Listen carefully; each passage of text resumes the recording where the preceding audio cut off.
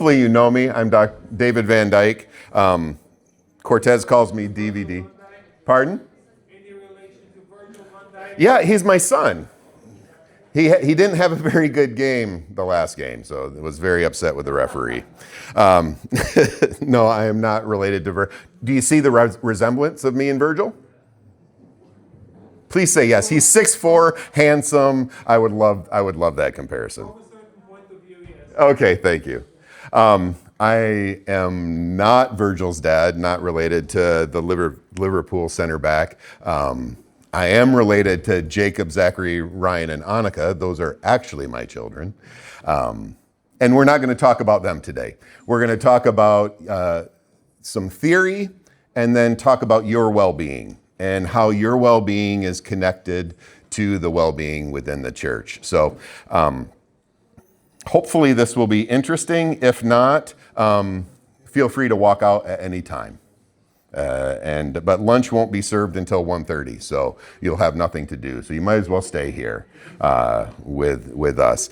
The goal today is going to be talking about leadership, specifically about your well-being as leaders. And so what is leaders?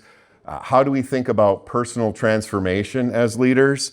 And we'll get into systems thinking. We talked a little bit about that last night. We'll also get into how we think about mental health from a systems perspective, specifically your family of origin. And if we have enough time, we'll have fun playing with your families. We'll see, you'll get to do some drawing. It'll be a lot of fun to look at your family and the strengths that have come from your family and maybe some of the challenges that you've inherited from your family. And then we'll probably spend the biggest chunk of time talking about trauma.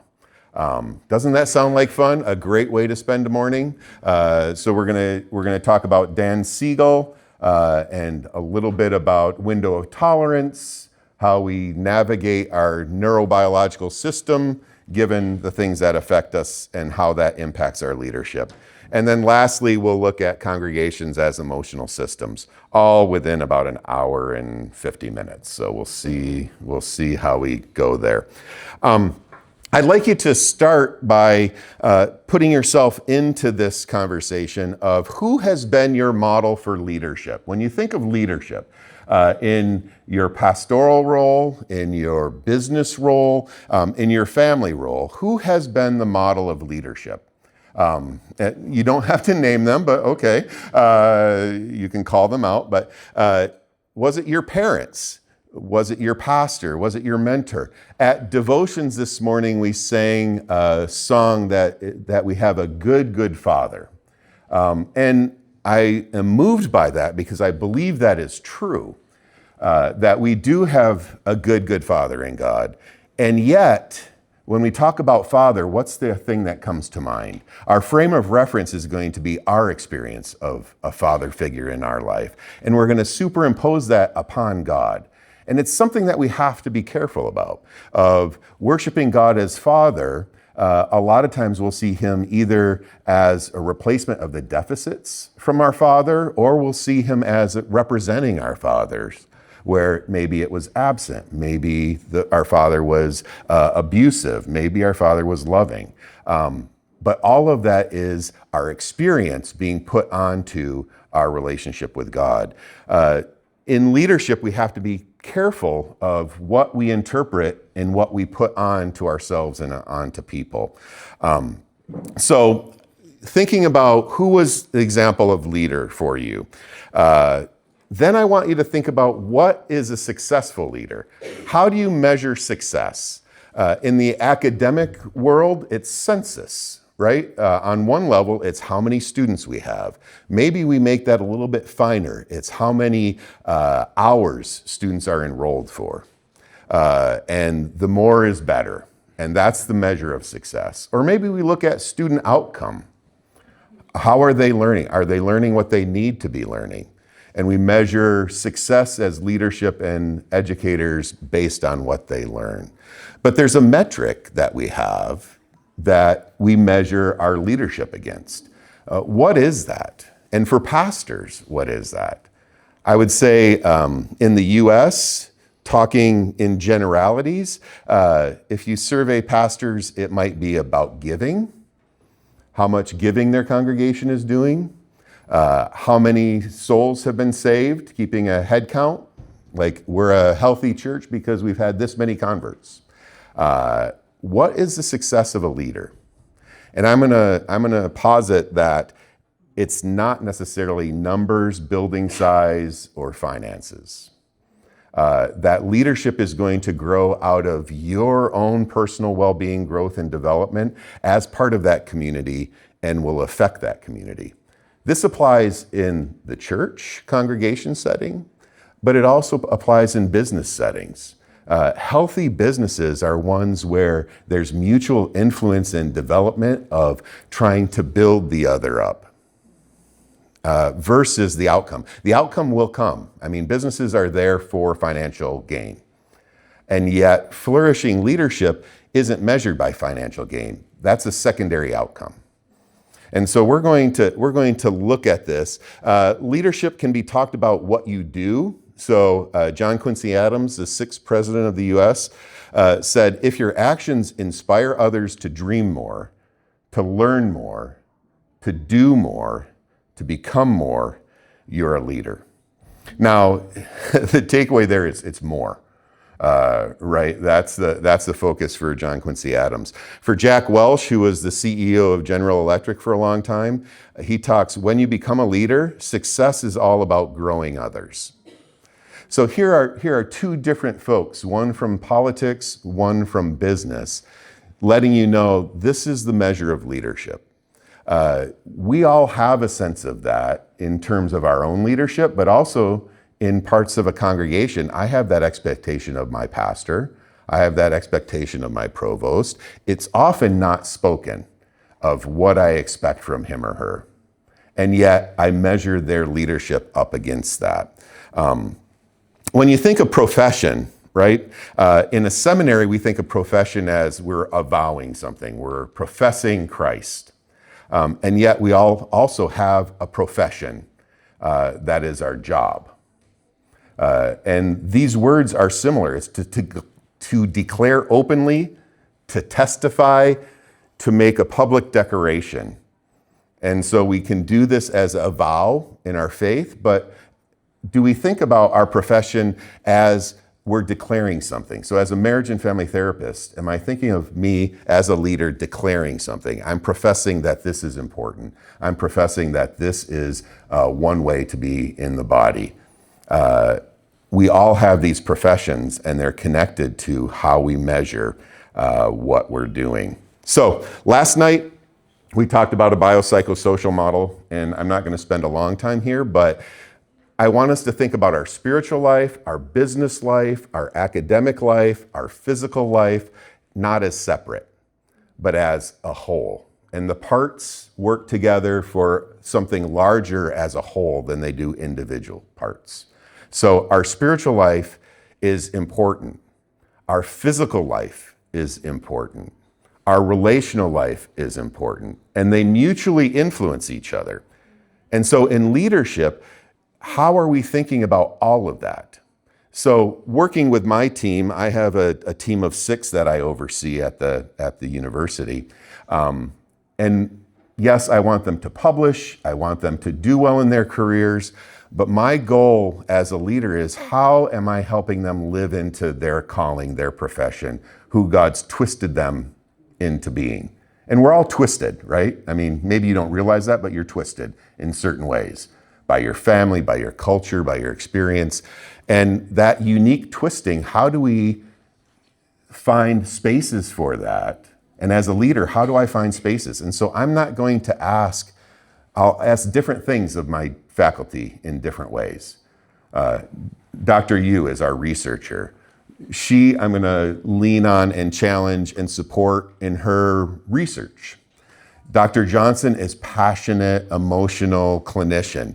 I'm going to help him develop in that space rather than, well, you need to publish this many times. It's how or what you're doing can meet the requirements for you to keep your job at Wheaton and develop. Leadership is not trying to fit people in boxes.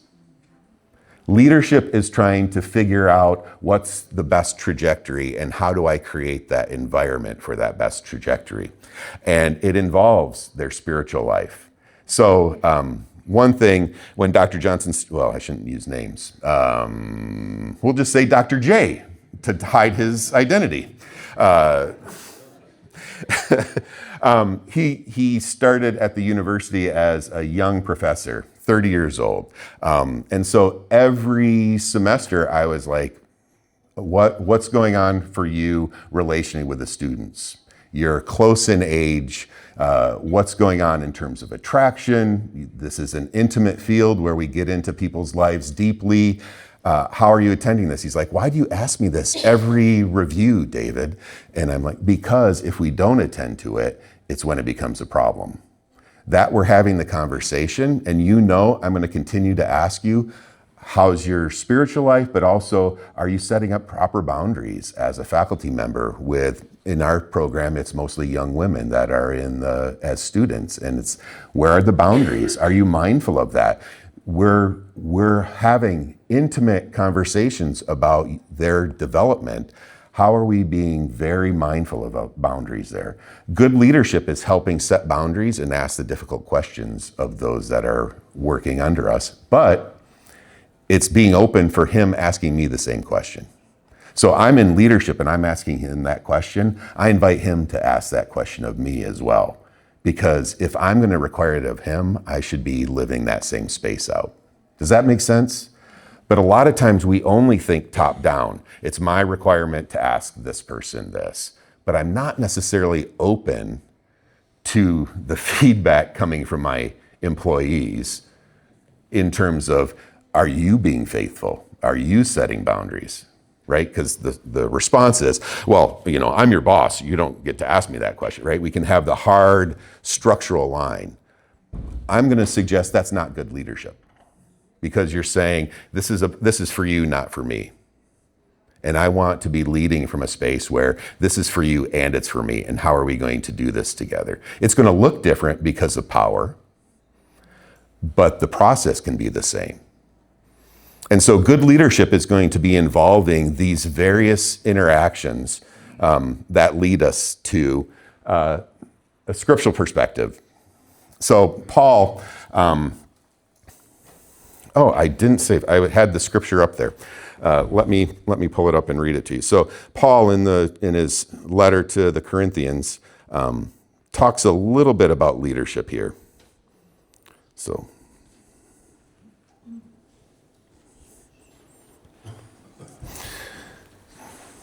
So therefore, since it is by God's mercy that we have and are engaged in this ministry, this profession, we do not lose heart. We have renounced the shameful things that one hides. We refuse to practice cunning or to falsify God's word.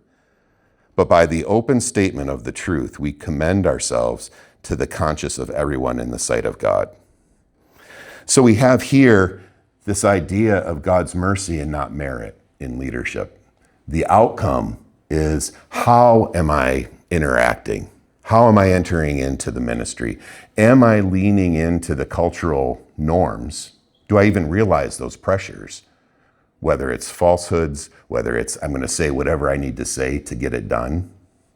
I'm going to do whatever needs to be done to get the win.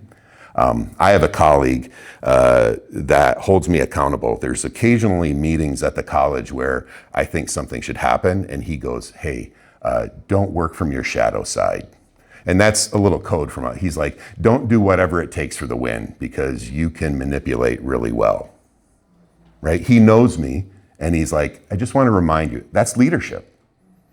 He's saying, don't do this worldly thing, because the win isn't as important as the process. How you go about doing this is important, as well as the outcome. And don't do evil for good. It's a hard word. And he challenges me there.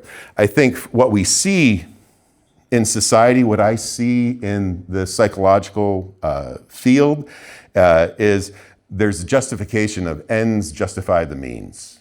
I'm willing to do anything in the therapy room to be helpful.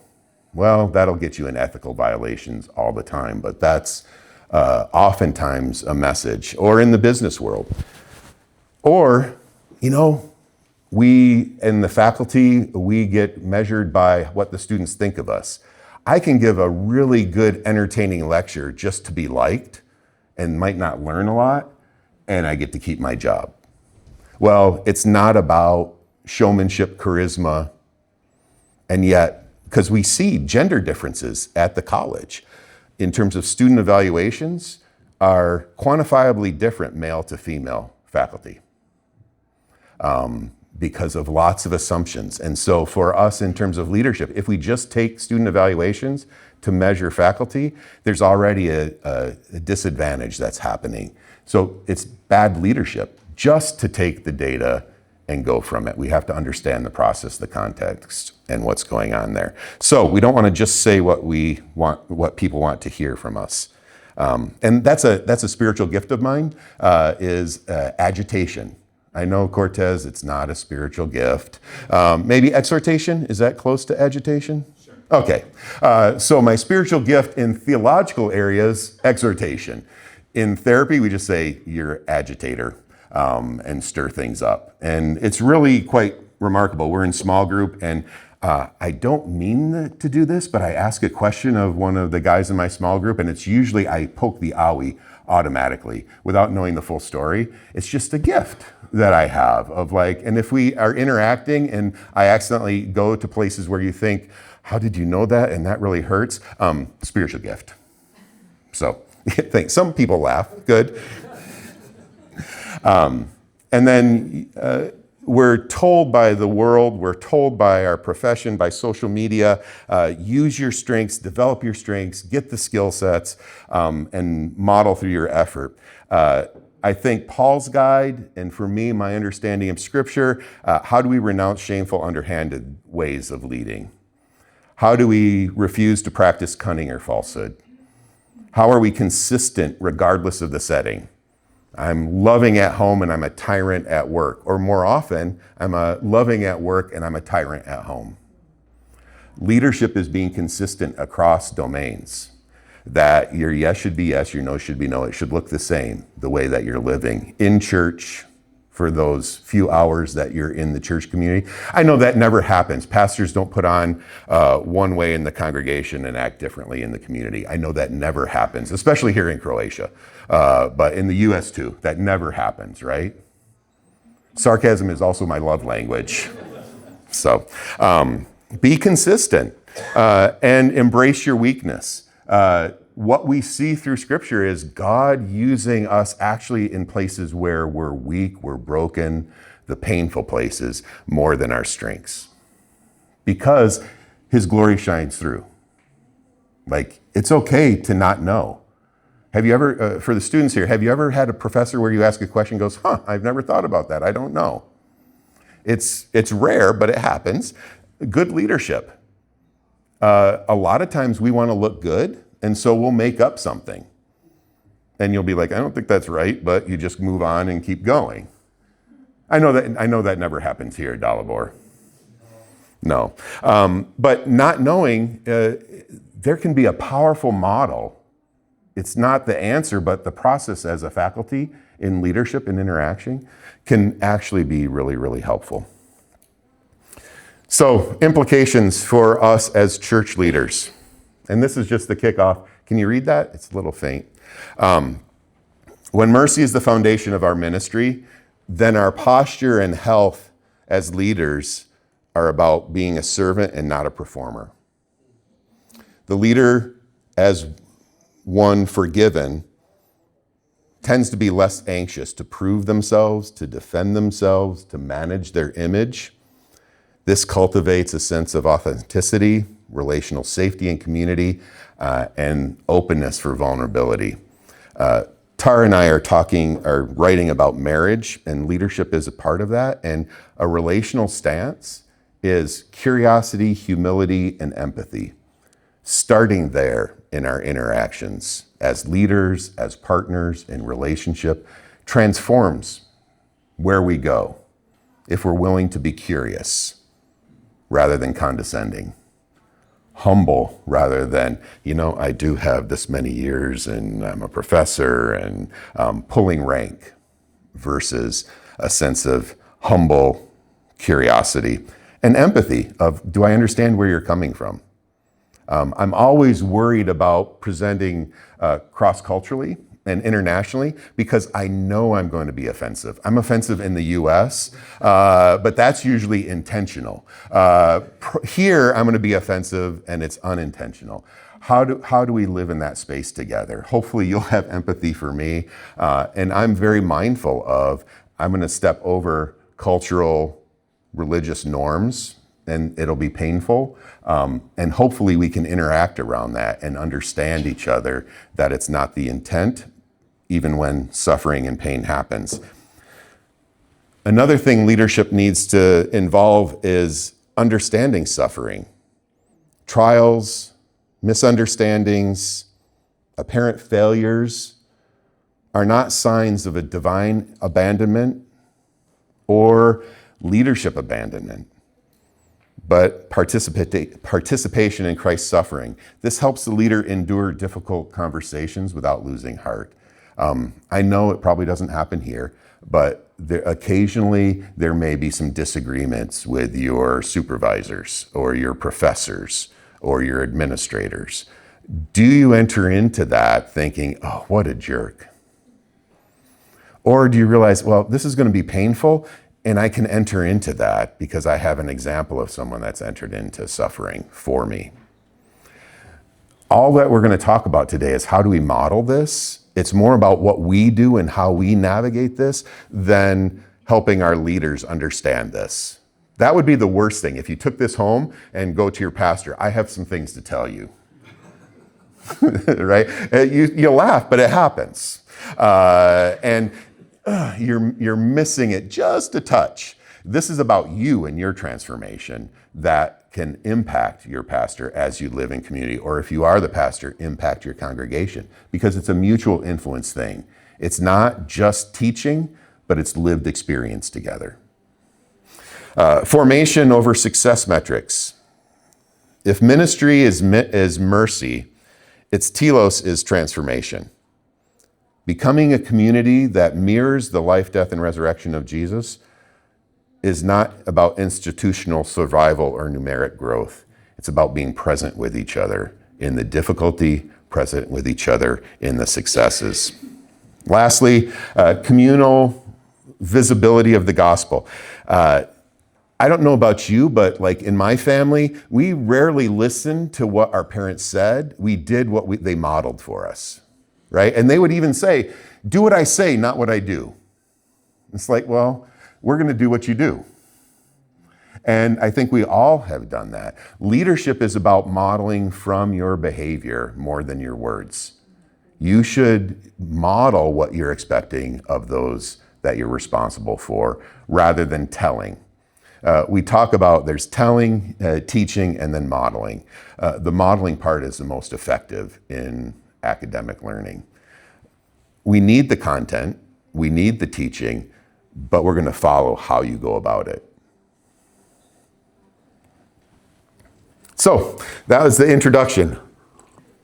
We're going to get into your personal journey and transformation. And we're gonna look at how do you see your first formation? The experiences that you are showing up in ministry today actually come from your own lived experience. So first formation is growing up in a set of expectations. So thinking about, we had an interesting day yesterday. We went to Vukovar. Are you familiar with Vukovar? It's a town about a half an hour from here.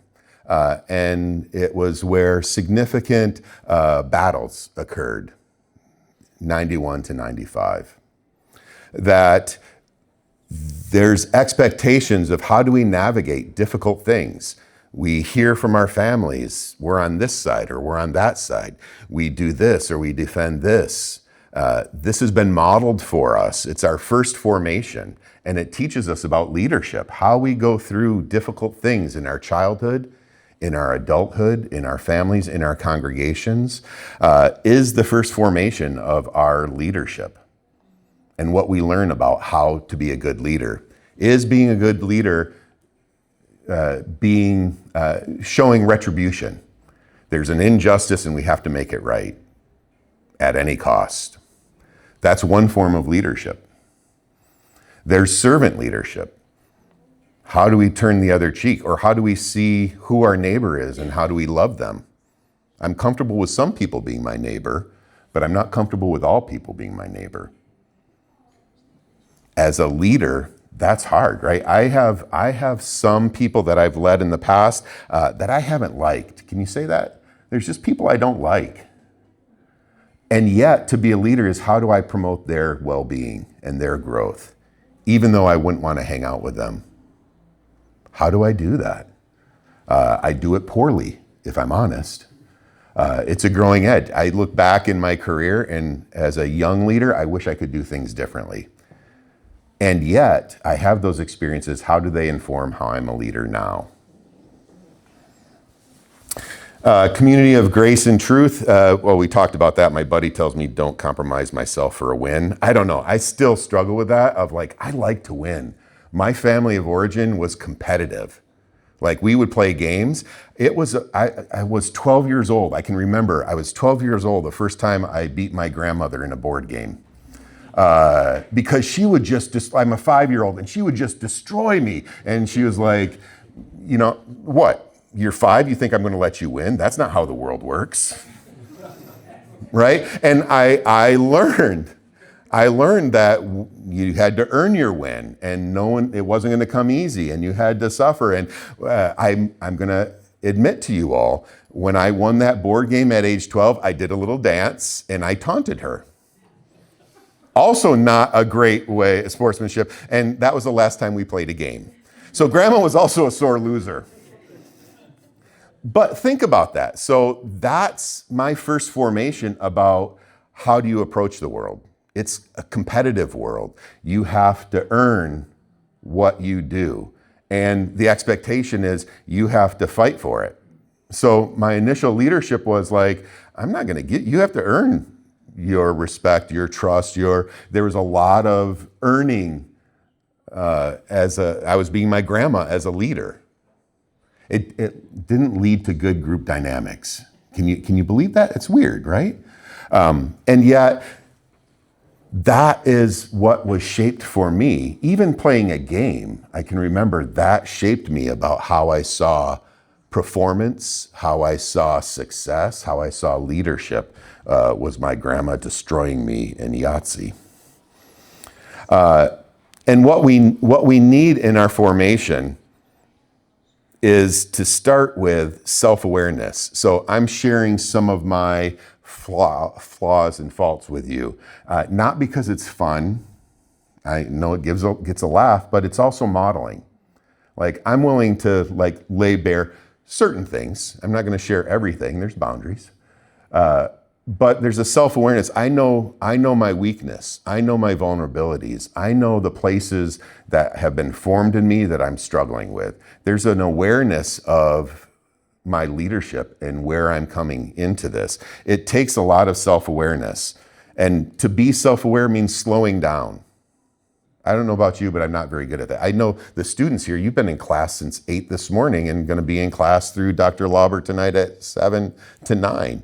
That's a long day. How do you stay present? How do you take a moment to slow down so that you can engage in the material? It's exhausting. And we live in that pressure-filled area. Leadership begins with self-awareness. It leans into accountability. It's not something to be done alone. Do you have a group of men or women that hold you accountable? I talked about Ben telling me, don't do this, David. Who are you open to influence? Who are you open to be influenced by? There's a rather infamous pastor in the U.S. That was leading a church and said, I will only be influenced by someone that has a larger church than me. Right? And it's that, well, they're more successful, so I'll learn from them. But I'm not open to the 50-person church pastor, because what do they have to offer me? I have 5,000 members. There's nothing I can learn from this 50 church member pastor. Ooh, right? Who are you open to accountability from? And do you realize where your metrics are? So this means slowing down and listening, and we'll practice that in a little bit.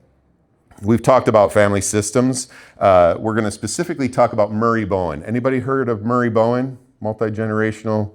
Oh, great. I'll get to share a little bit. That's Murray, right? And he was a psychiatrist, and really in the 1950s, first was studying schizophrenia and the family. And wanted to look at what was unique about families living with schizophrenia, which even that term is interesting, right? It's not a schizophrenic and their family. It's a family living with schizophrenia. He looked at it as a community rather than an individual deficit or an individual pathology. It was a family dynamic that involved biology, but it also involved communication, and it involved cross-generational, transgenerational issues. So Bowen talks about anxiety, and not like, oh, I'm nervous anxiety. He's talking about neurobiological anxiety. So how many people are familiar with your limbic system? All right, one person. So we'll use Dan Siegel's model. Everybody have your hand, tuck the thumb in, and go like this. This is your brain. This isn't your brain. This is a model of your brain. All right, and so if you open up, this is the limbic system, your thumb, and at the very end is the amygdala. The amygdala is amazing, right? And we see this in adolescence all the time. The amygdala is, you probably have heard it as fight, flight, freeze. It reads emotions, and it reads them intensely. So teenagers, their amygdala is turned on, and if you're a Spinal Tap fan, it's turned up to 11. They misread the intensity of emotion and what emotion's happening. Now, you might have seen this by, why are you yelling at me, right? If you've dealt with any adolescent, or you've been an adolescent, you might have had those moments. Mine was with my oldest son. He was 16, came home, he looked distraught, and I'm like, babe, what's going on? And he's like, stop emotionally interrogating me. And I'm like, Jacob, do you know what I do for a living? And he's like, I'm sorry, sir. I'm like, this is me being kind and curious. If you would like emotional interrogation, I know how to do that. And he's like, and he jumped right from the amygdala into his prefrontal cortex of like, I'm sorry, sir, and let's have a conversation. But his initial response was taking my curiosity as a threat. That highly emotional reaction was his amygdala screaming, you're in trouble, there's something going on here, I can't make sense of it, watch out. And it was loud. For me, it was like a 1, for him, it was an 11. And I was sharing curiosity, he read threat. So this is our limbic system, and Bowen talks about anxiety, that's what he's talking about. He's talking about experiencing perceived threat in relationship. You appear to be a threat to me, and my body says, watch out. Now, my body's going to say watch out in a couple of different ways, and it learns how to say watch out based on how my family has communicated that over the generations. Watch out can be emotional cutoff. I can apply for Erasmus Plus and go to Croatia and escape my family back in the US, right? Or I can never call my mom. Once I left home at 18, just never talk to my mom again. Those are emotional cutoffs, and Bowen says that's reactivity based on a perceived threat. And you've learned to respond that way based on your family of origin and how that's a pattern has happened across the generation. He also talks about triangles. It's easier to pull someone else in than to deal directly. The idea would be, very simple idea. Let's say me and my wife are sitting at the table and it's starting to get tense. We're having a disagreement. Not an argument, but just, I don't think that's right. Well, you know what? You're wrong. And then our child spills milk. And then we both turn our attention to the spilt milk.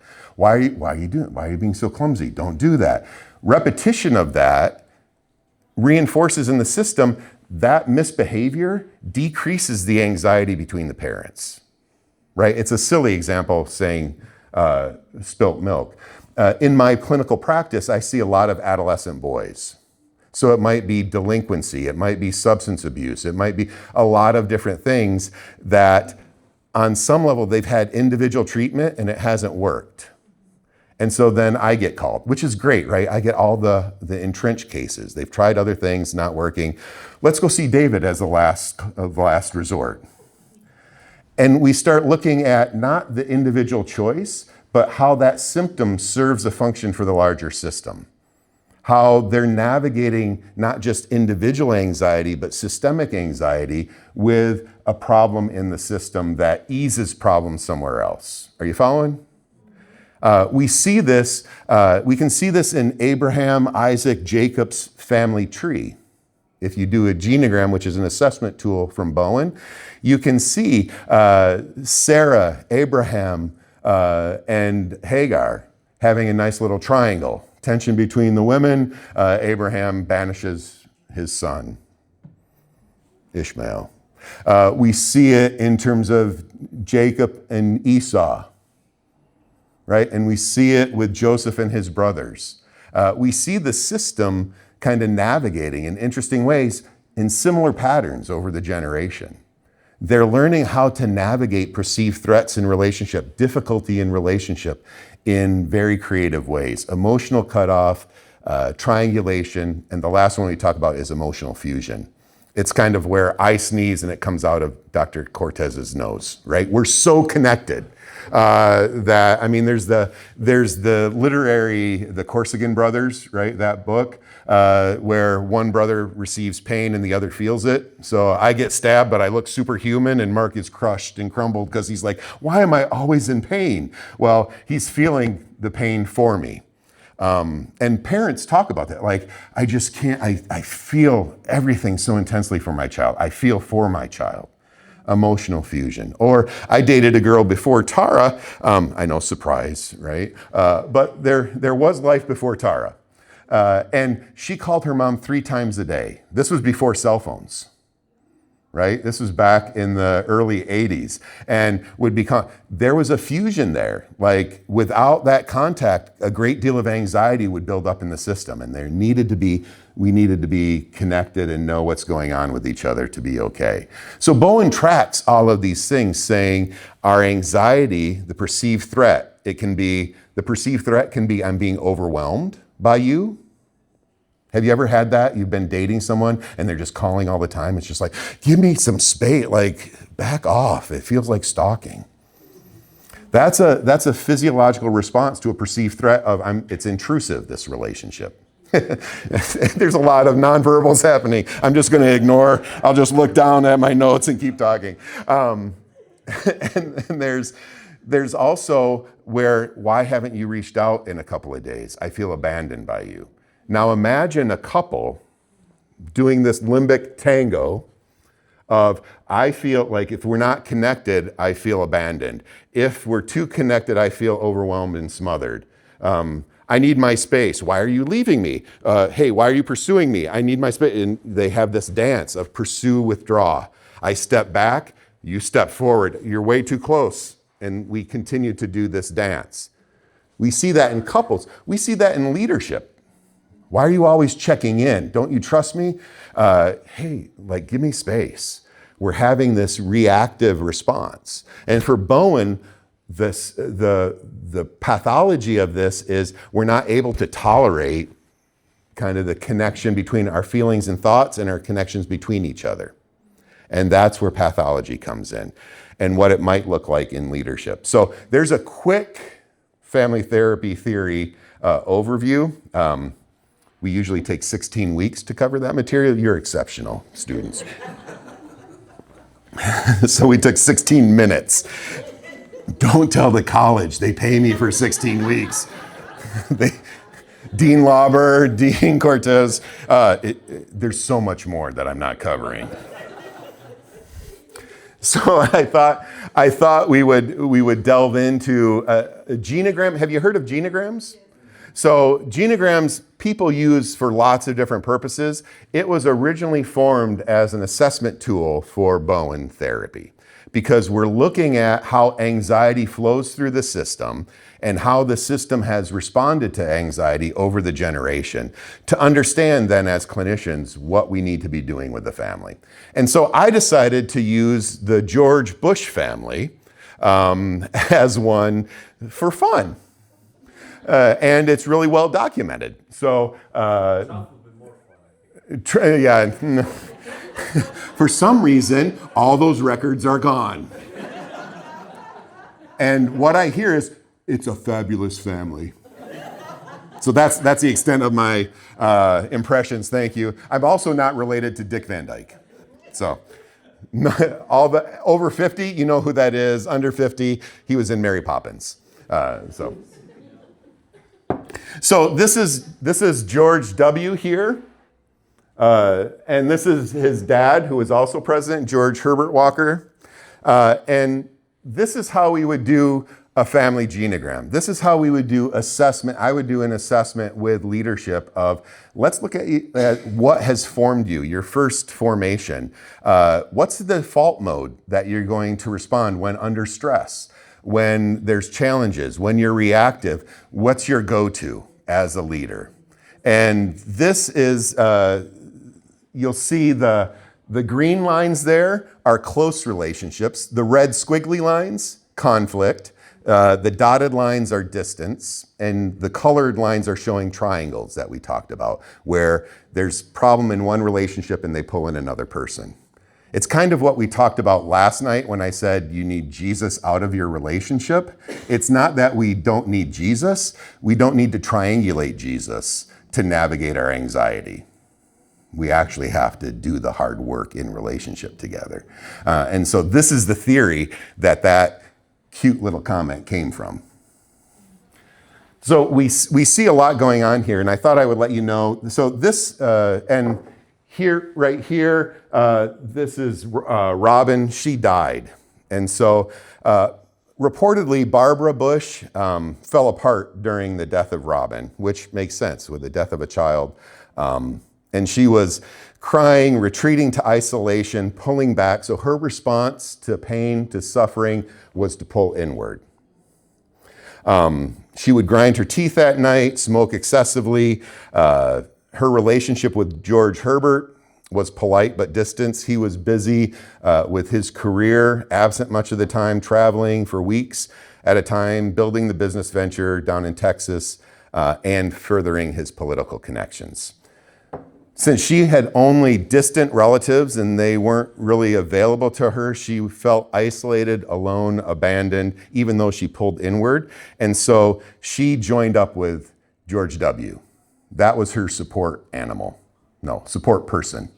So you can see there was this, and so Barbara really, because of the death here, turned to George and connected with him. And he reportedly tried to make his mom happy. So he would see her sad, isolated, and he became the comedian and tried to entertain her, tried to make her happy. He became the clown to cheer her up. And so she's feeling lonely, overwhelmed, especially after she became pregnant again, just 6 months after Robin's death with Jeb. And she kept young George with her to be support. He recalled later in life that he felt smothered by her, and that he was isolated from his peers and spent a lot of time with her because she didn't have anyone else and was distant from his dad, George H. And he was the oldest son, so he felt responsible. And it was a special relationship, but it was also overwhelming. You can see how this would play out, right? It's been suggested that this early loss had drawn the bond in terms of triangulation that later came in his adolescence and college. He was a C student, right? And he was a partier. And his social life, he was known for his raunchy, active social life, partying, substance abuse. It is said that he made sure he continued his learned role of entertaining and engaging others, because that's how you navigate life. So we see the early pain and suffering in this family created stress, and people went to ways that they could cope with that. They found a balance, right? We're not making accusations against Barbara, against George H. This is just how the family learned to survive based on the default patterns that they saw and how it continued to be lived out. So when we look later on at the family, we can kind of look up at George Herbert's family. His dad was hard-driven, absent businessman, interested in politics, was conflictual with Dorothy. She then connected with George Herbert. So when we look back, you can start to see the patterns of mom leaning on oldest son or one of the older sons for support because of marital distance in terms of pain. And that being played out as the solution for George W. and their family of origin when stress hit. So while this relational triangle could be seen as an isolated development, it's really a generational transmission of how we've learned to navigate the anxiety that's happening within us. So as we think about this, I want you to continue to think about your own family and how you've navigated stress of feeling isolated, withdrawn, alone, or feeling overwhelmed by the other. Who have you pulled in? Have you pulled in substances? Have you pulled in a child? Have you pulled in friends? Have you pulled in God? But there's a mechanism that we've used to navigate this neurological, biological reaction that's happening. And we can only do what we know from past. We only have the solutions that we've experienced. And so these are the patterns that continue until there's an outside force that can jar the system, that can help us have a different balance. Because this balance forms, and then without any attention from outside forces, it will continue. So that's not hopeless, but it is telling us without attending self-awareness work, we're going to repeat the patterns. And I think about that for my own growing up. I can remember my dad saying certain things. I'm like, I will never say that, right? And then as a parent, I find it coming out of my mouth, and I'm like, oh, it's kind of trying to grab a bullet after you shot it. It was just like, oh, how did that come out of my mouth? I was like, I said I would never say that. Well, I was under stress, I was having an emotional reaction, and I responded the way that I learned how to respond, even though I didn't want to do. So why do I do what I don't want to do? Right? I'm stuck. St. Paul was a family system. The relational science is just catching up to Scripture. We're like 2,000 years behind in the science. That what we're seeing relationally in Scripture, and I appreciate that, David, because I think this is the case, that we have these biblical truths. Bowen thinks he's unique and found this new theory, but it really maps on well with what we know as biblical truth in terms of how we see transgenerational sin. Not that we're being punished for what's happened in the past, but we're just continuing to do it because we don't know any other way. We haven't had any other transformational leaders in our life to give us a different model. And then we can go out even further. So we can go 3 generations and look at George and Laura with their daughters and how they also continued the same pattern. It's remarkable. And it looks like I'm just making this fit, but I've done this for 30 years. And it's remarkable to see when we look at our own genograms, we see these patterns.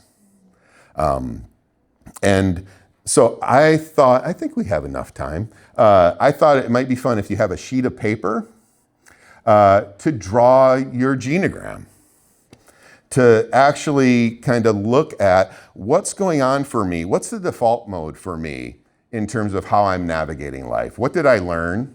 And there can be strengths. I don't want you to the danger of psychology is we're always looking for problems. Right? Like no one ever comes to me as a marriage therapist and says, we just wanted to check in because everything's going great and we wanted to talk to you. Actually, that's happened once. They were like, we go for physicals for checkups, and so we would like to come to you every 6 months just for a marital checkup. And I'm like, you guys are fine. Like, I don't need to take your money, you're fine. That you want to do that, I think you're fine. And they're like, no, really, we want to do that. So for about 10 years, twice a year, I would see them, and occasionally there'd be a dust up and we would deal with it. But most of the time they're like, yeah, everything's pretty cool. Here's what we're learning, doing. I felt guilty, like I was doing that clinical work, but they were the exception. Everybody else comes because there's a problem. And my job is to find the problem. But if you're looking for problems, guess what you find? Problems. So what we have to do as leaders is not only put out the fires, but also look for the strengths. We're not just problem seekers as leaders or as clinicians. We need to be balanced of where are the challenges and where are the strengths, and speaking more into the strengths and reducing the challenges. So squares are boys. See, the squares are boys. So there's 3 parts of a genogram. There's the structure, there's the facts, and there's the relationship.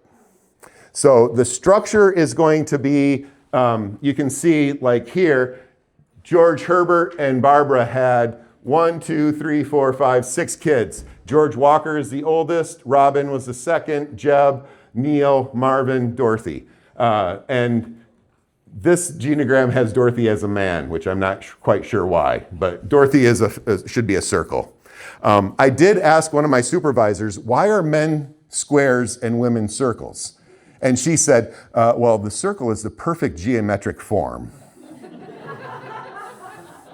And I knew at that point I should not ask any follow-up questions, but I'm like, so why are men square? And she's like, really, David? Like, how big of a blockhead are you? And I'm like, got it. So men are square, women are circles. We do marital lines are this here. Dating is a dotted line. You don't have to worry about that, but you can add complexity in here. You can see that George Herbert Walker Bush had an affair. So here was another relationship that he had while he was married to Barbara. You do tend to find family secrets. So I have my students at Wheaton do this, and I usually say, why don't you call up that auntie or uncle that the family doesn't talk to? Because that's the one that's been cut off that has all the family secrets. And they do, and they're like, oh, I didn't know I was adopted. And so then I was like, we have to put a lot of pieces back together. But there's usually a side of your family that you've lost contact with. There's probably a reason for that. Now, you might not know it. It might go back generations, but there's probably a reason for that. So finding who's married to who, you could add the married dates, like married 1993, divorced is a double line. You start to draw out the facts like when you were born, how old you are. You'll see X's are deaths. So she died when she was 4. Selden Bush died. Pauline, you can start putting in who's alive, who died, how did they die. You can start seeing patterns in terms of health issues as well. So that's the structural and the facts. And then the last part you add is the relational lines. Now, it can become an ink blot test if you're not careful of writing in all the relational lines. What I tend to tell students and folks are, if there's a default, like everybody's close unless otherwise noted, then you don't have to draw in all the close lines. It's the default, and then you draw in the exceptions, or you draw in the significant lines. It's been interesting. I've been doing my own genogram since 1992, and they're not static. I mean, the past generations, when people die, and that becomes static, but there's always new people added, new people leaving, relationships changing. So this is a snapshot of where you are and where your family is historically in that moment. It's a snapshot of this moment. It's not like this is what it'll be forever, because you'll do it again and I have daughter-in-laws now, I have a granddaughter. My genogram, there's more generations now than there was in 1992. And it's interesting to see when I do this, to see what things I have translated to my kids that Tar and I have done, even knowing this, still seeing the patterns that have manifest themselves, because that's how we coped and that's how they continue to cope. Even though we said, do this differently or tried to be different, it's pretty hard to fight the pull back to our own past. I don't know about you, but when I go home for a holiday, I become a 16-year-old boy again. Can I borrow the car? I have a grandchild, and I'm asking my dad to borrow the car. It doesn't make any sense, but we step in and get pulled into those old patterns. It's remarkable. And my dad's like, what's wrong with you? And I'm like, I know, right? But it's hard not to play the role. Do you see that in family gatherings? You get all back together, and especially if you go to your partner's home and their family gathering, you're like, who have you become? Like, I don't recognize you anymore as my spouse. You're like a teenager. It's the pull of family dynamic. Now, this is always the undercurrent that's happening for us in our relationships and in leadership. It's like, where did that come from when I respond as a leader? A lot of times it's from these family dynamics of how I've navigated difficulty. So take just a couple of minutes to draw out, and you'll have to draw it a couple of times because you'll draw it and it's like you'll run out of space on the paper and just have to crumple it up and do the genogram again. And that's fine. The piece you're looking for is, where are the patterns of triangles? Where are the patterns of cutoffs? Divorce is an example of a cutoff. Moving out of state, there can be physical cutoff, there can be relational, legal cutoff, and there can just be emotional cutoff. That I'm still in relationship with you, but I'm not sharing much of anything. Do you have those family relationships where it's pretty surface level? It's like, hey, how you doing? And we can spend about 5 minutes and then we have nothing left to talk about. That's another emotional cutoff. Or you don't want to tell a family member how you feel because then they'll feel that way for the rest of the day. Like if you say, oh, I'm not feeling very good, and then they're miserable for the rest of the day. That's probably fusion.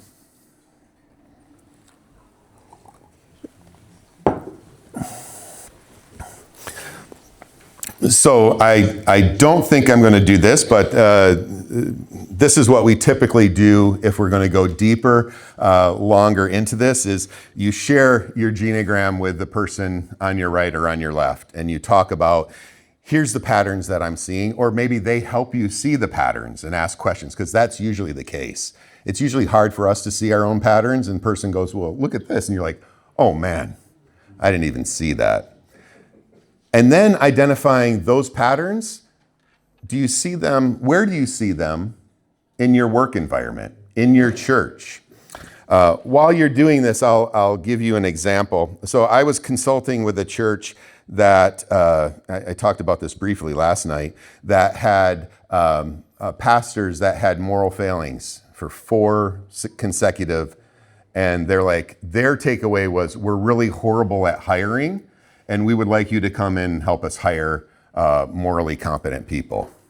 And my conversation is, let's do a genogram of how your community, your church group, has functioned over the past 100 years. It was an old church. And how pastors relate, how long they stay, what was going on.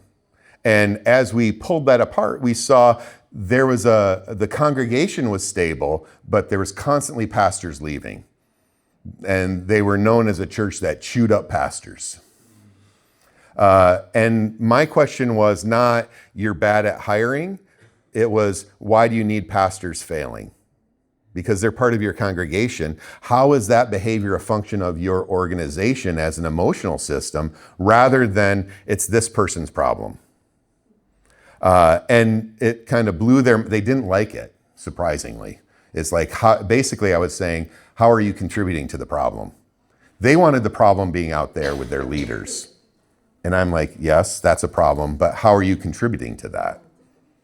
And that was a harder conversation, because it was anxiety. It was easier to look out here, kind of that idea of scapegoat. right? We have that. The Hebrew people had that wonderful once a year where you'd take a goat and you would put this, the priest would put the sins of the community on that goat and banish it out into the wilderness. We do that with family members. We do that with congregation members. We do that with pastors. That it's easier to place all of our corporate sins on one person and banish them than it is to sit and actually have that intimate relationship with God about what's going on for me, what's going on for us as a community. How are we facilitating this banishment? What does our genograms look like in terms of how we're navigating anxiety? So I challenge you to, from this talk, to spend more time thinking about this, delving into this. There is a good text to help with that. There's two good texts. I travel light, so I didn't bring one of them because it was too big of a book. But Edwin Friedman, have you heard of Edwin Friedman? Generation to Generation is a great book, and it's basically how church and synagogue community functioning and leadership happen. He rips off Bowen. He cites Bowen and uses Bowen as a consultation for church and synagogue leadership. Another one that a lot of the material for today is from is Jim Harrington, Trish Taylor, and Robert Creech on the leader's journey, accepting the call to personal and congregational transformation. And again, sorry, I don't know how to set that up so you can see it. There we go. Again, this book is really Bowen-based in looking at the leader's journey. How do we navigate these things? Because it's not only us being shaped by our congregation, but if we are navigating our personal journey and being less reactive, being able to have an emotional experience. So I forgot to tell you about self-differentiation. Health for Bowen is not that we're just cognitive and don't feel, right? It's that we have this limbic response. We have that response. That's just to make sure you're listening, you're awake. Occasionally I just scream to wake everybody up. There, oh, hey, Speen. We have this emotional response. It's not a problem to have the response, it's what we do with it. And if we go back to our brain, this part is considered our mid-prefrontal cortex, right here. It's our executive functioning.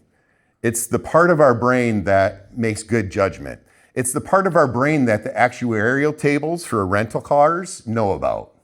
Because if you realize you can't rent a car really cheaply until you're 25, they actually know brain science. Now they look at actuarial tables. The amount of accidents that happen from 25 and lower is super high. You're a risky investment to rent a car under 25. Over 25, you have lot less accidents. So that's what the actuarial tables say. What we know neurologically is your prefrontal cortex here isn't fully formed. It's a black hole until about 25. And that's judgment. So like, oh, I think I can pull out in front of this lorry and make it, right? Like that's bad judgment because it's coming 65 miles an hour and you're not gonna make it, but you're like, I got this. That's this part of your brain not responding.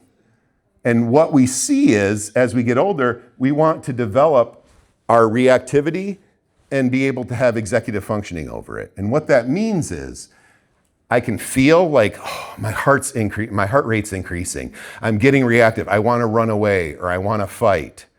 And I take a pause. I take a beat. What do I want to do with this? The default is going to be the thing that happens right away. Right? The intergenerational transmission, I'm going to respond the way that it has for years. But if I can slow down, if I can use this part of my executive functioning, then I can be intentional with that feeling. So it's not that I don't have the feeling, but I'm aware of it. I'm able to slow down and be intentional in my response. For Bowen, that's health. That's healthy leadership. Is a situation, a fire is happening. Okay, I'm tracking what's going on for me. I'm tracking the situation. I'm aware. I know what my reactivity is. Can I slow down and be intentional? And can I have a good sense of the separation between you and me? Like, you're upset. I can be with you, but I don't have to feel for you. I can let you feel and be with you as you feel, which is also a healthy dynamic. It's the difference between sympathy and empathy. Sympathy is I'm going to feel for you. Empathy is I'm going to be with you. I'm going to feel with you. We want to be empathetic. We want to enter in with the other. We don't want to feel for them. Let them have their feelings, be with them in that. But a lot of times that's going to take a moment for me to pause, to realize what's going on for me, what my reactivity is, and how I want to enter into that. So for Bowen, this is assessment for what we need to do to have this part of our brain talking to this deep limbic part of our brain. And there's things we can do, there's practices that we can do to navigate that. All right, so I'm going to leave you with your genograms, your families. I'm not going to carry them back to the States. You can keep them, talk amongst yourselves about that, but realize, okay, this is the pattern that happens when I get dysregulated, when I get emotionally overwhelmed, when I get reactive. I'm going to go to these patterns that I've learned from my family of origin. And in leadership, when my church congregation makes me crazy, when they say stupid stuff, when they critique whether there's a flag on the podium or not, or wearing, for us during COVID, it was wearing masks or not. Divided congregations, lots of reactivity. There's lots of things going on that led to, I can't worship here, I'm not going to worship here. Nothing to do with the gospel. It was ancillary to the gospel, but we got reactive in a sense of limbic response, of fear, anxiety, threat from the other, whether it was a physical, you're not thinking of me and you're going to make me sick because you're not wearing a mask, right? That's a perceived threat. And I'm going to be reactive to that. Do I cut off? Do I get fighting? Do I find a different church? Do I leave the church altogether? You can see how this fits, yeah? People with me so far? Any terms that need clarification before we move on to trauma? Yeah, Kevin. That's his last name, Murray Bowen. Mm-hmm. Yeah, no, great question. This is what he looks like. I mean, he's dead now, so he doesn't look like that, but that's what he used to look like. Sorry, I grew up as a funeral director's kid, so like death is a funny subject to me. It might not be for you all. So, all right. So Dan Siegel, have you? Yes, one more question. Empathy. Yeah. So empathy is going to be being with. The idea is yelling down into, like someone's down in a hole. You yell out, oh, it really stinks that you're down there. I'm so sad for you. Empathy is I'm going to walk into the hole and sit with you. And deep sympathy is even when they get out of the hole, you're still sitting in the hole because you're taking on their pain. And Jesus is there to do that. Yeah. Sorry. Sometimes I say flippant things, and I probably don't mean them as flippant as they come out. Cortez helps me. He's my executive functioning, actually. He's this part of my brain, so I kind of constantly look and like, we good? Bogdan. Yeah, I know. That's all right. Bogdan. Could you remind how this diagram is called? Genogram. Genographh. No, M. Genogram, not genograph. Genogram. All right, so we're going to talk about Dan Siegel. Dan Siegel is a neuropsychologist, and he coined the term window of tolerance. So we're going to spend a little bit of time talking about window of tolerance. And so we talked about anxiety and perceived threat within the limbic system. Siegel says we have a window where we can navigate difficulty. I have a unicorn in a lazy river here as an example of the window of tolerance. So this is our window of tolerance. And our window of tolerance, I'd like you to think of a lazy river. Yeah, have you ever been to like a water park and there's just that slow, you're on an inner tube and you just kind of gently go through around? That's the best part of the window of tolerance. It's just like everything's pretty calm. You can navigate, you can get out, you can get in. But if it narrows, or if you've been kayaking and you're on a river and then it narrows, it speeds up and things get a little more dicey. And so the smaller the window of tolerance that you have neurologically, the less tolerant you're going to be to changes and to stress and to difficulty in environment. What we find is when there's been trauma, and I mean trauma with a capital T, not trauma that you got a B, right? So for grad students, usually B, they say it's a trauma. That I would say that's a lower T trauma. Capital T trauma, war, death, intrusion, sexual violence, these type of things that have violated your personhood, that have left a scar not only on your soul, but on your psyche and on your body, that have triggered dysregulation. This is shrinking of our window, our ability to navigate this. Siegel talks about this zone is where we want to be able to think clearly. So for Bowen, it's where I can use my executive functioning. I can slow down, I can think about what I'm feeling, what's happened, and intentionally respond. That happens in the window of tolerance. It's a zone of the nervous system where it's balancing. I can balance my thoughts and feelings, my body sensation, a sense of safety, and be intentional in my response. There's two exits out of the window. You can fall out of your window, either fall up or fall down. Falling up is called hyperarousal. Hyperarousal. So the idea is our anxiety is arousal. It's going to be our sympathetic nervous system. It's the fight or flight kind of response. And so with our sympathetic nervous system, we fall out of our window, we're dysregulated, we're ready to act, and our heart rate increases, we have vasodilation, we're ready for action. And have you ever heard of road rage? Some people laugh. Okay. So it's like if you're driving and someone cuts you off. There's a response you can say is, God bless you. I hope you get to where you're going safely because you're in a hurry and I wish you well. Right? That would be your window of tolerance. If you're like, and you probably say things that are not in the Bible written by Paul, like scubalon or any of those things, you don't yell at the driver, but you wish them ill. You hope that they end up in the viaduct or yeah. That's hyper arousal, road rage. Like I was working with a guy who someone cut him off, and he sped up on the Eisenhower, stopped his car, stopped all the traffic on the Eisenhower, ripped off the mirror on the side of the car, and started beating the window. You laugh, it's not funny. The police find that not okay. And he got an invitation from the court system to work with me on his dysregulation. But that's road rage. And for him, he had no memory of that. The guy cut him off, and then everything after that was red until he was in the back of the police car. And he actually asked the officer, why am I here and where are you taking me? And they said, we're giving you a free ride to the precinct.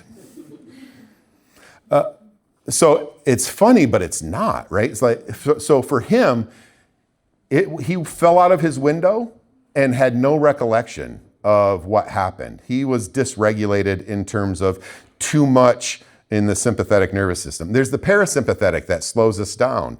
Falling out of the bottom is hypoarousal, too little. So hyper is too much, hypo is too little. And this is where we freeze, we shut down.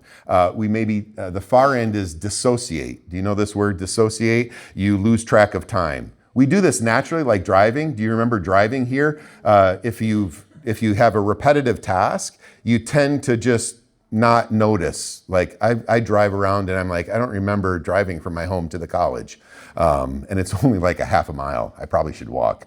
But there's activities that we do that we just aren't even aware of because it's out of our access. We just naturally do that, which is a little scary, right? Because we're driving, but we don't remember it. We're not recalling it because we're too little. We kind of freeze, numb, dissociate, aren't connected with reality.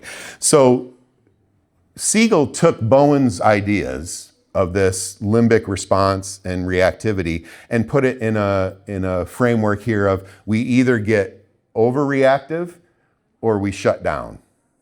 And this happens neurologically, and there's a window that we have. And so you can see here, the hyperarousal is going up. So we feel safe, we're able to be intentional, we have a pretty good window. Something happens, we get dysregulated upward. And you start to deviate outside of your window, you feel agitated, you feel upset, you're grinding your teeth, you're getting angry.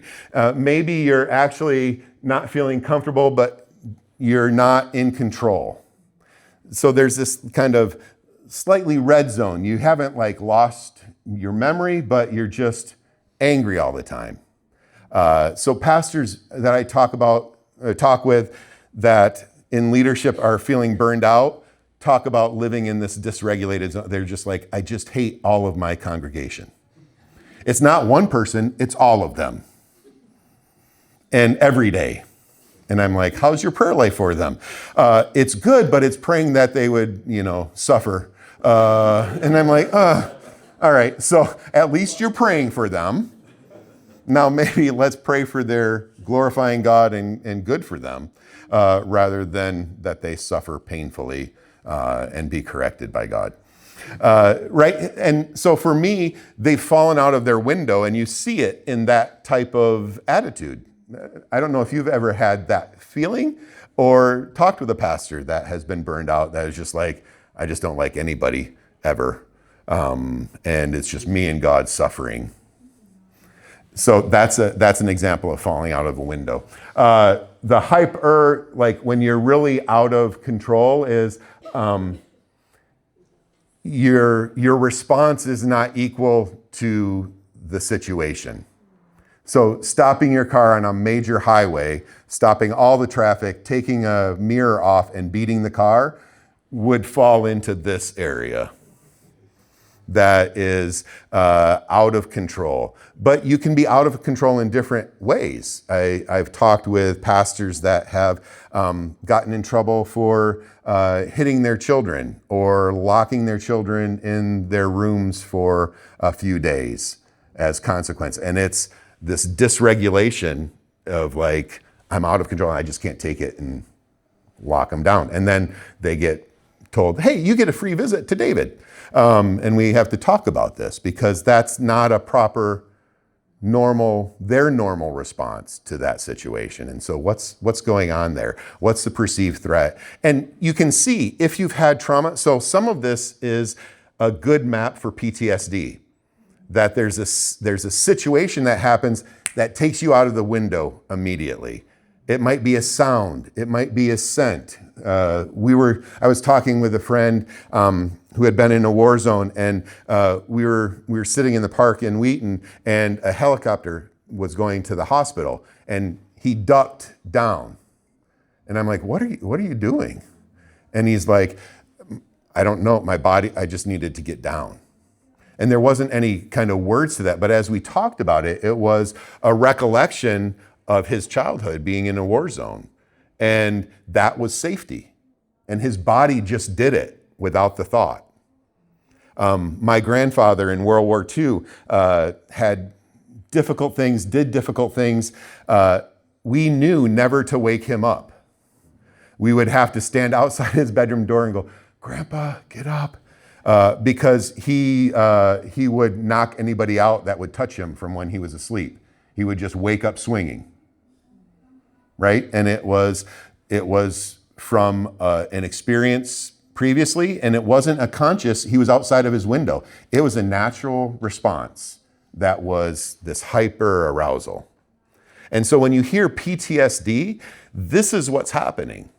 That it's not a normal response for the stimulation in the moment, but it is a normal response to the stimulation in the past. And what we know, the limbic system and our hypothalamus, they don't have a timestamp.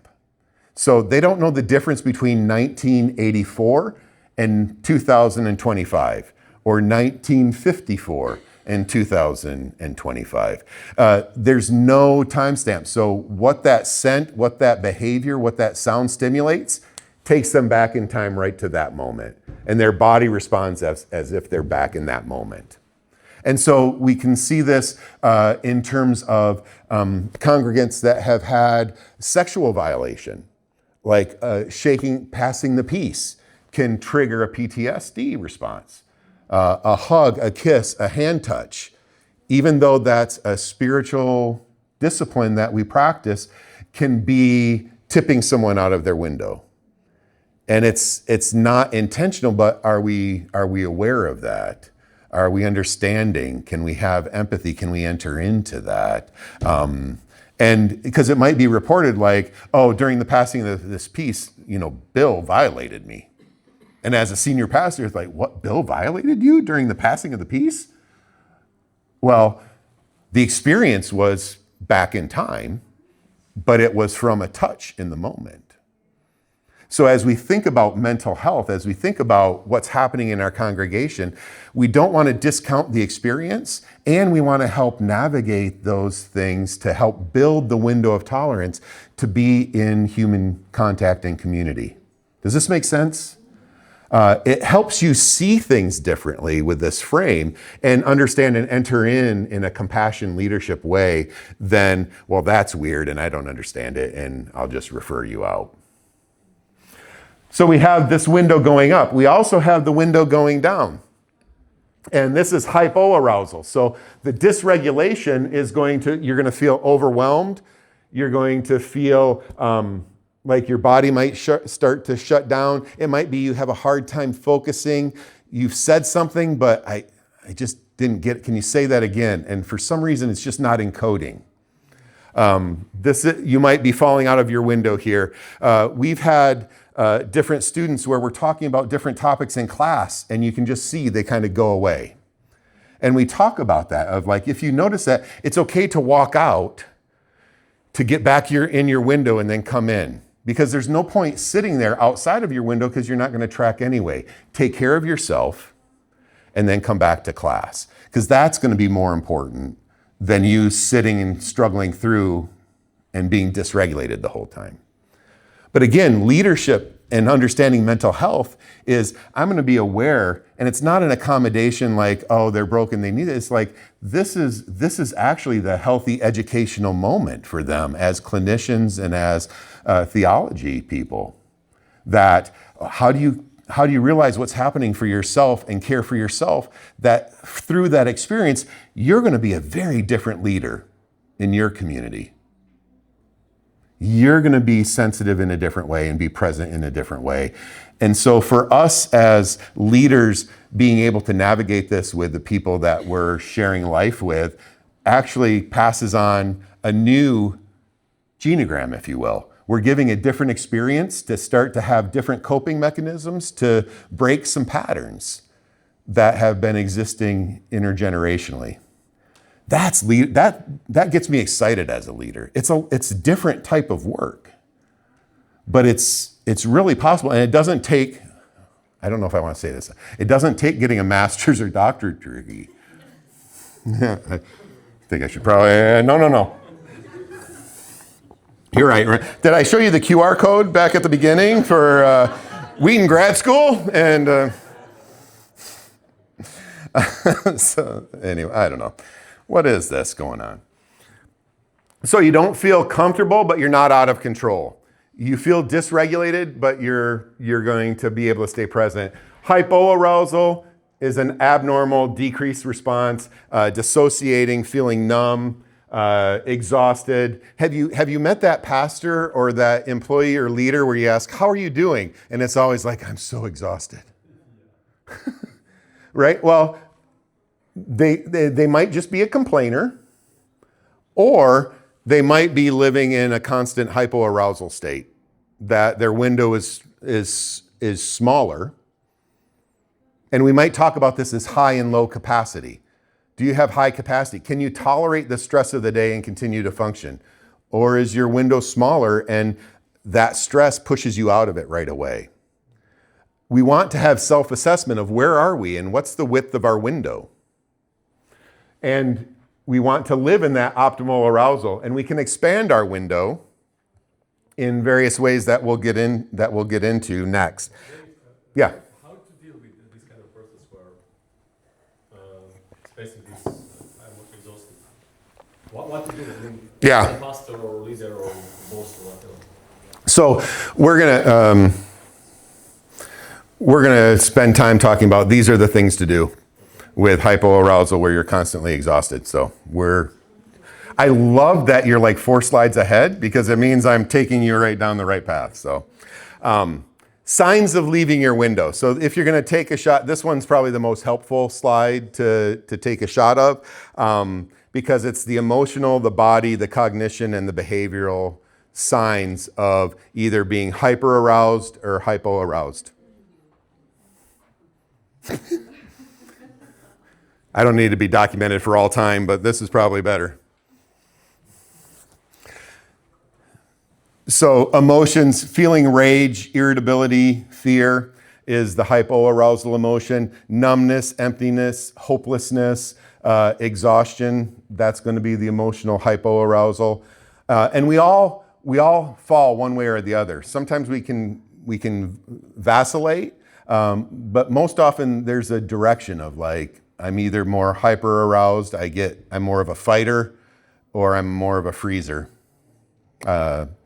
Body, tension, racing heart, shallow breathing. My wife and I were driving from Florida to our home in Illinois, and she realized we were going through difficult traffic, and she's like, I haven't been breathing. And she was I'm like, I sure hope you've been breathing because you're driving. But she was breathing shallow. She was feeling that hyper arousal. She was feeling that elevation that was getting her primed because it was stressful driving. But it was only about her breathing that she was attending to that let her know she was falling out of her window. So we stopped, we got off the highway, and we had probably not the best thing. We had coffee, which is a stimulant, which wouldn't necessarily help her, but helped me. And then I drove, and she was able to breathe and relax and rest.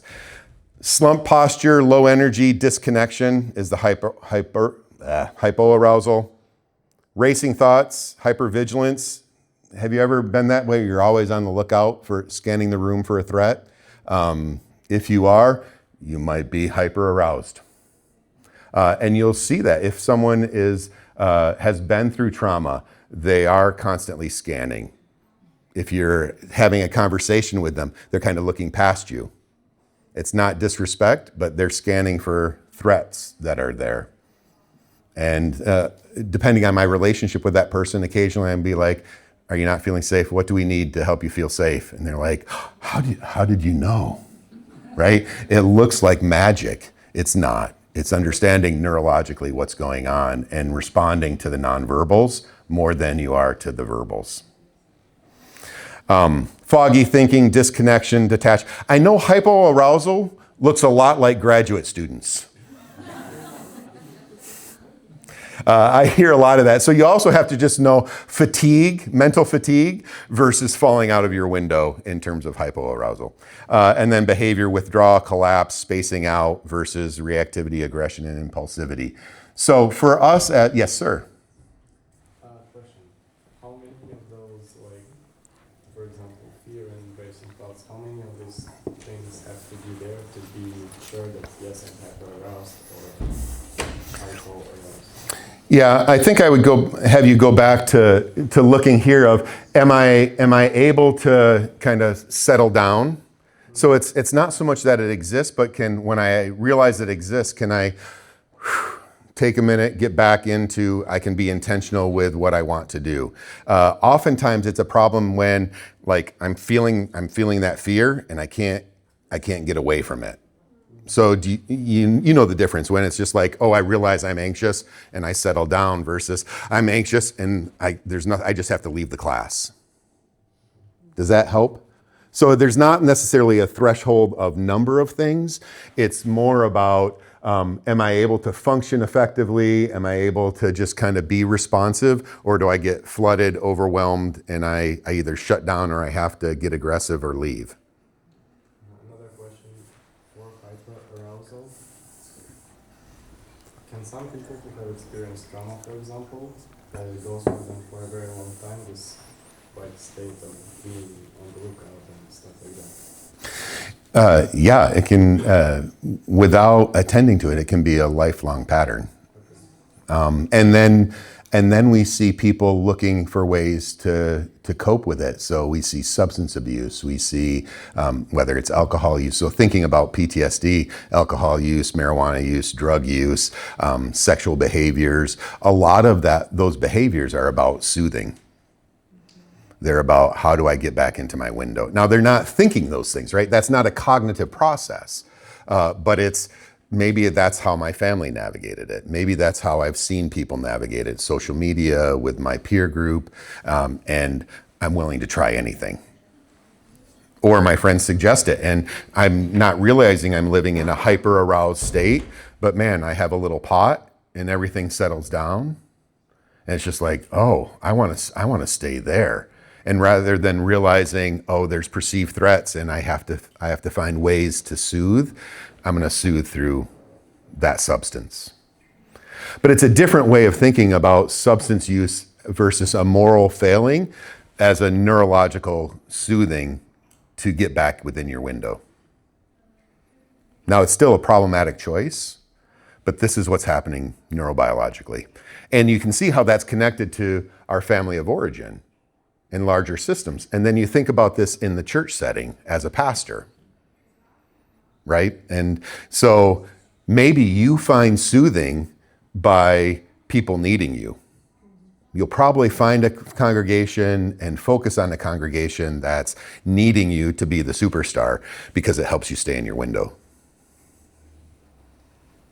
So how do you differentiate temperament from this kind of pathological states, and how we can think about it in terms that very often we can see that in some milder forms, I would say, not into extremes, where everybody is aware that somebody is out there. Yeah, the red and blue zones, right? Yeah. But a lot of the life and these kind of things happening in the kind of tolerable. For example, I'm from Bosnia, we had a war, we had, a very difficult past. Sometimes we think that we are all under some kind of PTSD, latent, maybe. Yeah. Anyway, but first also it's important for me, how do you differentiate character? Because we all say we are from South, we have a character, Yeah, I would have the cultural piece and the personality piece within the family dynamic piece. That kind of family culture, there are distinct individual characteristics. We're all wired differently, we're all twisted differently, and yet this process within that twistedness is fairly consistent and congruent. So it's usually probably a combination of maybe you're just wired at hard driven, and then when you're out the window, you're really hard driven, but to the point where you're burning bridges. And so I would work with you, not worrying about the personality thing, is like, how do you live life without burning down your church? Right? Is it possible? Okay. Well, I don't recommend playing with fire. But to the cultural piece of with cultural trauma, we see cultures where then the culture is working out of the window. And so it's not only that individually we're doing this, but as a community we're doing this. And that becomes we talk about homeostasis, that becomes the new set point. This is just what we expect, which becomes really difficult if that's what we expect. And then we respond from that continues to foster violence or foster conflict, or I can't let go of it and I need retribution, right? That it leads culturally in terms of what gets norm as a set norm. And we need outside We need outside influence. I mean, all of this is, we can't do this alone. I mean, we can have some self-reflection on what's going on, and even culturally, but I mean, that's where the gospel comes in for me, of there needs to be this, it's not just us doing all of these things, but there needs to be a transformation that comes from outside. That God working can work in this too, but it comes from outside, because I'm not able, at certain times, because of my window, I'm not able to function. I need someone to come alongside me. And I believe that's why we have the church. When I'm exhausted and can't worship, I'm with my community that's worshiping for me. And it's coming from the outside that helps me. And maybe my community is struggling, and then I need someone from outside to come into my community. And a good leader is going to realize that, of like, oh, we're stuck. Who's going to be the Aaron to our community right now? Because none of us are in a place to do that. I think about Bosnia, I think about Serbia, Croatia, Ukraine, Russia. At different times, there's going to be having to come along, because there's such threat that's happened that physiologically, neurologically, I can't regulate. And it's why we need each other. This isn't a solo game. Does that make sense? So, I mean, I don't know how to distill personality out of all those other components. I think it's part of that, but I think it's a smaller part than we give credit. A lot of times it's easier to just say, oh, that's who you are. And then we don't have to deal with the complexity, messiness of all of this. Because sometimes with authority, we replace it with self-therapy. Yeah. And it's socially acceptable. Yeah. In a way. Not necessarily in the leadership, but in other things, because when we counsel, we usually get the case when they are already burning bridges. It's very hard to do something when they get to that state. Yeah. But everything above the line of that, below the line, I would say, it's kind of socially acceptable. Oh, he's yelling a little bit, hitting hands Yeah. on the table, everybody, things like that. Yeah, and I think for me, it would be encouraging, how do you develop a safe enough relationship that then I can challenge you on that? And it's hard, right? I mean, it's almost prophetic that I have to share a word with you that you're going to have a hard time hearing. And I need to have enough relationship. And we know how it ends for prophets anyway. Prophets and marriage and family therapists never ends well, especially in your own house. I recommend not doing any of this with your own family, but bringing someone in to help you with your family. Did I see another hand? Yes, sir. Maybe to connect with this, I'm also living down the south and the Malaysia area, so people will say it's not church people will say, like yelling. It's just okay. But I mean, we see in the Bible it's actually the sin issue. So where do you draw the line? Okay, or when do we come to the point to say, okay, this is the sin issue, and this is maybe, okay, let's say pathology. I'm not sure how to disentangle those things. I see them together. Kind of like the conversation we had about percentages last night, right? It's like 100% theology guides all of this as a pastor, and spiritually and clinically, I don't necessarily see a separate thing of like, I might be working from a methodology that's not talking about the spiritual thing, but that methodology is equally important and vital in this. So like, I don't think of, I know some of my Bible, biblical counselors, nouthetic counselors are like, all problem is sin, all healing is Jesus. And I would say, yes. And we also have science that helps us navigate that, to be part of that. I was talking with a colleague at coffee, and there's this old story, like someone's house is flooding, and so they get on the roof and they pray, God save me, and someone comes by in a boat, and they're like, nope, I'm praying for God to save me. Helicopter comes by, yeah, and then they drown, they get to heaven. Why didn't you save me, God? I sent you a boat and a helicopter. Right? Of like, how do we use the best of science and the best of faith, because they're not at odds. When we honor and realize everything is to glorify God, then we can live in that space. All right, I tried using, for the first time, ChatGPT to do an image. It did everything right except the numbers. I don't think it understands math. Because I wanted it to go from 0 to 10, and it went 4, 6, 4, 6, 8. So I don't know if that's Croatian math, but that's the only problem with this. Well, it might not be the only problem, but that's the problem I noticed with this. And this is something that I would use. So I ran a group with men that had done interpersonal violence. So they had hit their wives or girlfriends. And so we had a group of men that were compelled. Again, I have a lot of people compelled to see me. They don't voluntarily do it. They're forced to.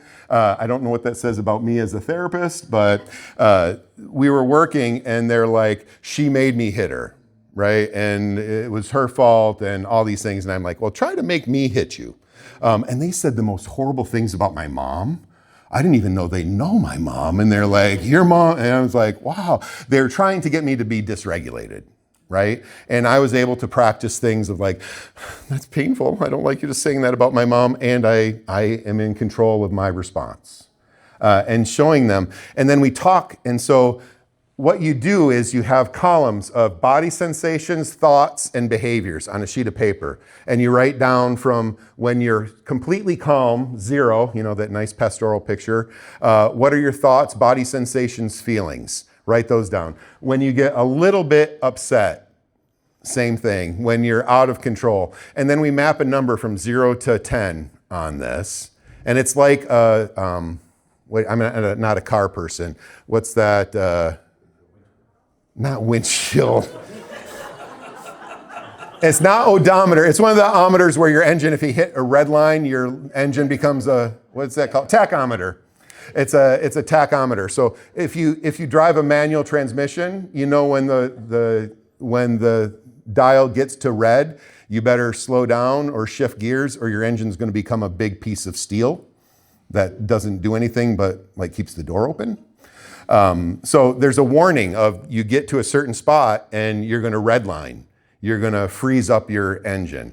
That happens emotionally for us. And so I worked with these men at identifying what's happening in our bodies, what's happening in our thoughts, what's happening in our behavior, and being able to track and looking at what point do you lose it? At what point do you know I'm going from we're having an argument to I'm going to hit? Or I'm going to be abusive, or I'm going to be out of control. Where is that physiologically? Where is that emotionally? And we map it out and say, this is the red line. So what's right before that? If this is the point of no return, what's right before that? Let's really highlight are you aware when you get to that point, that's when you need to step back, settle down before you continue to engage. Otherwise, you're going to redline. And you're going to end up back seeing me. Because they're not able to track. And you can see how this fits with the window of tolerance and how it fits with trauma of, can I be aware enough of what's happening in my body, my soul, my spirit, my emotions to settle down, to calm, to get into the parasympathetic nervous system. So I give that. So I want to make sure we have time to cover these and maybe do a couple of these. If you're hyperarousal, the goal is to downregulate the nervous system. Navy SEALs use box breathing.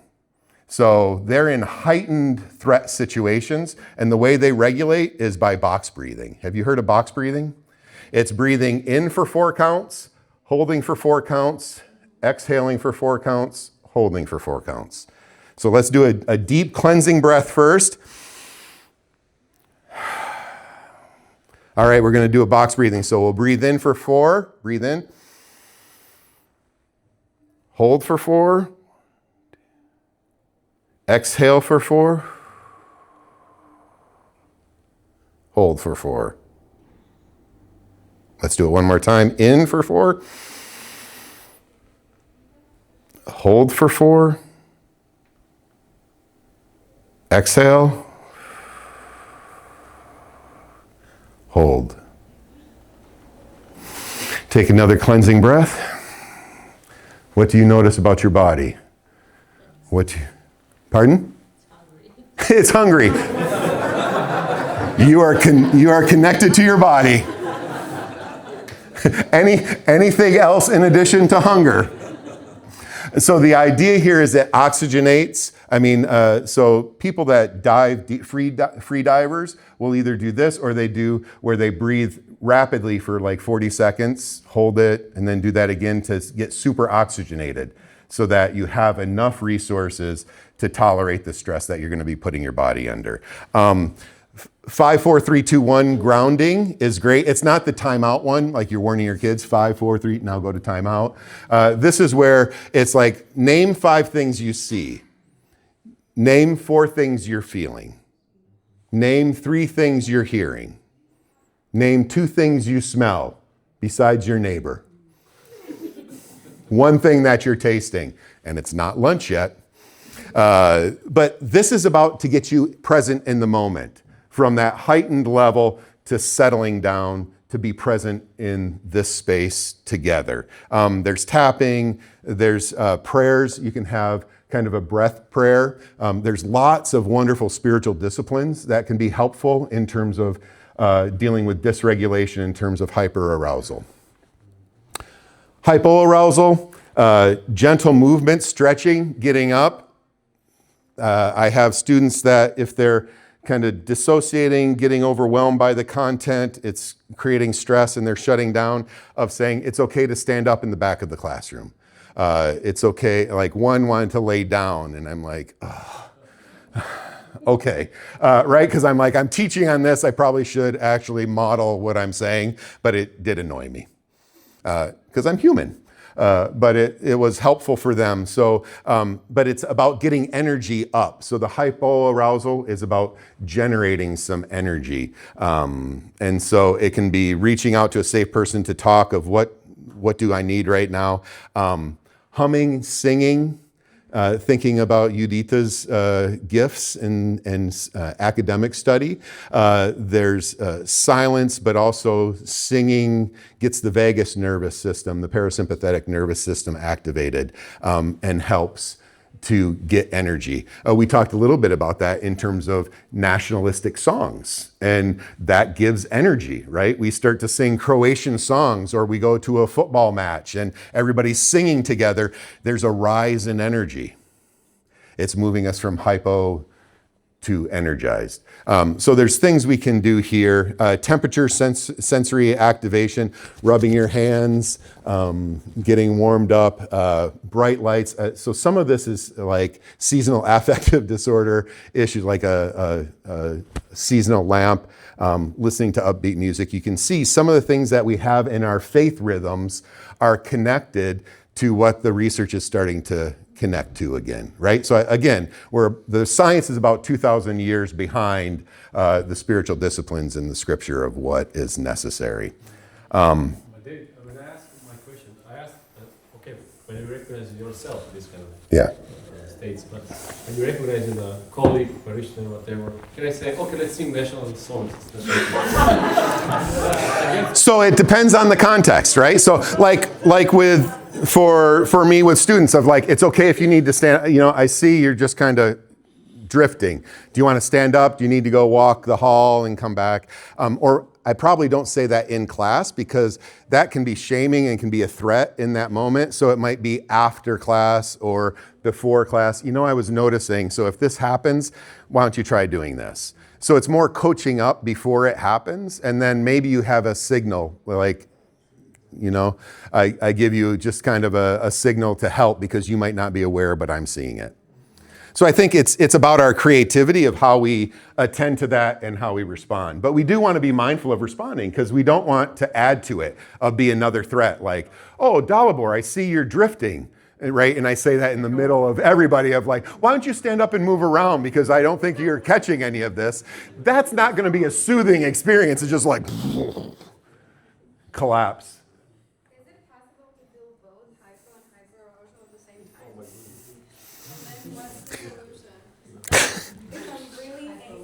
Yeah. But then I know that's wrong. So I'm trying to do the right thing by not acting towards my anger, but then I get so disappointed and frustrated at the same time, and I just feel numb at the end. So that's just so much. Yeah, isn't that a fun roller coaster ride? It's like, ugh!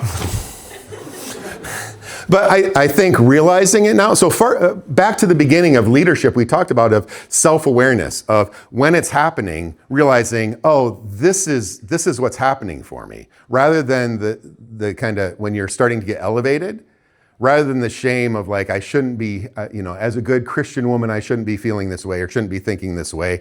It's just like, well, what's going on and who can I talk to about this with? And it keeps you then from cycling down into the hopeless, helpless shutdown, which is also usually when there's been intrusion by some authority that just crushes you. And so you've internalized that. Hypothetically, a friend of yours has internalized that, and that's the mechanism. So I would encourage you on the high end of like, how do we catch that and share and do something different together to keep from going to the shame and the low end, then the helpless, hopeless despair. Is that helpful? Okay. If you said no, I would have no idea what to do. Maybe just cry. Can you speak to a situation in which somebody is hyper-aroused, but their mind is hyperactive?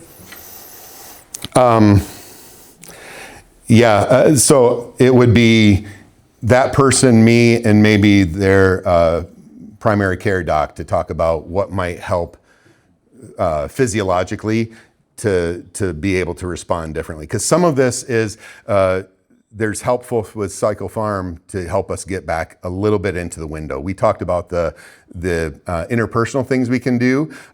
But for some level of trauma, there might be a time that I need, just like with diabetes, there's some pieces that I can do behaviorally to manage my blood sugar and other things that I might need in terms of insulin to get it within that zone that I can then behaviorally help stay in that zone. And neurologically, that's the case as well.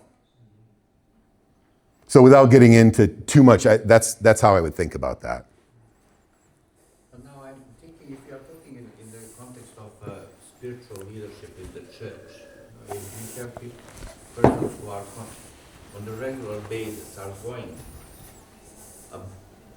to the point of no return. Mm-hmm. Why is that appropriate to talk about them in the context of spiritual leadership, really, anymore? So it's the leader. I'm speaking about re-entry, but Yeah. maybe community doesn't want them to re-enter. Yeah. Leadership.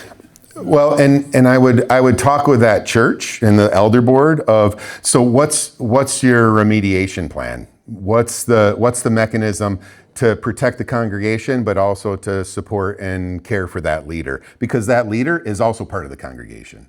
It's not leader in congregation. They're part of that. So if you're looking at caring for the congregation, what's the mechanism you're going to do for the leader to demonstrate for the congregation? This is how we show mercy. This is how we hold accountability. This is how we foster growth, and the mechanism that's there. And not a lot of churches have that mechanism. It's kind of like, oh, you're a problem, we're going to fire you. And that sends a message to the congregation of, you better behave, or we'll kick you, we'll excommunicate you. I don't think we do that as Protestants, but we have ways of doing it. Yeah. Rahel is hungry, and we're at time. So thank you for being patient listeners with me. I appreciate you.